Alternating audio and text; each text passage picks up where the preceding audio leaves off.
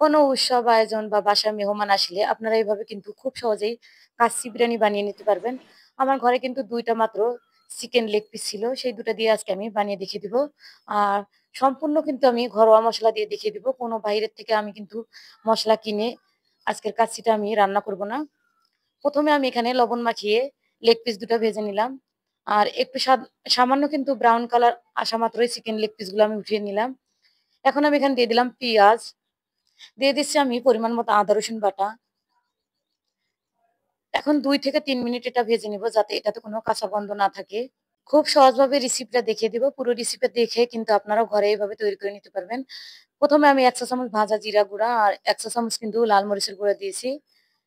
দিয়ে দিলাম তেজপাতা আর গরম মসলা। দিয়ে দিলাম এখানে তরল দুধ। মসলাটা আবারও আমি ভালোভাবে কষিয়ে নিচ্ছি। এখন আমি ভেজে রাখা চিকেন লেগ পিস গুলো দিয়ে দিলাম। মসলার সঙ্গে ভালোভাবে কষিয়ে নিব। ২-৩ টা আমি কাঁচামরিচ এখানে ভেঙে দিয়েছি। ঢাকনা দিয়ে কিছুক্ষণ রান্না করে নিব। এ পর্যায়ে আমি দিয়ে দিলাম সামান্য চিনি যাতে টেস্ট আর ব্যালেন্স ঠিক থাকে। আমার কিন্তু এখানে চিকেন লেগ পিস গুলো হয়ে গেছে। আবার আমি প্যানে এখানে দিয়েছি পানি, এলাচি, জিরা আর দারুচিনি দিলাম। পানিটা বলক উঠলেই কিন্তু আমি এখানে চালটা দিয়ে দিব।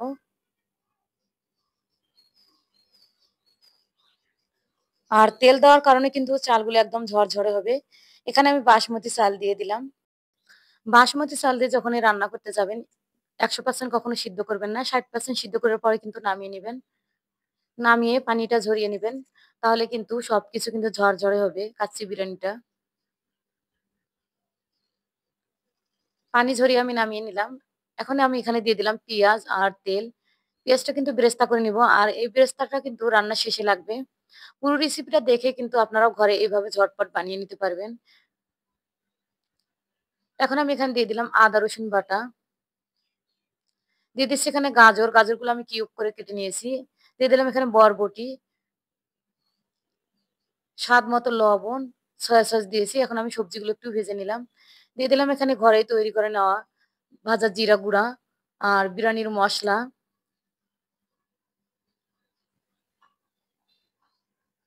একদম ঘরোয়া উপকরণে কিন্তু আমি বানিয়ে নিচ্ছি। এখন আমি কাচ্চির চালগুলো দিয়ে কিন্তু আমি উল্টে পাল্টে নিচ্ছি সবগুলো মসলার সঙ্গে। আবারও এখানে দিয়ে দিছি আমি কাঁচামরিচ।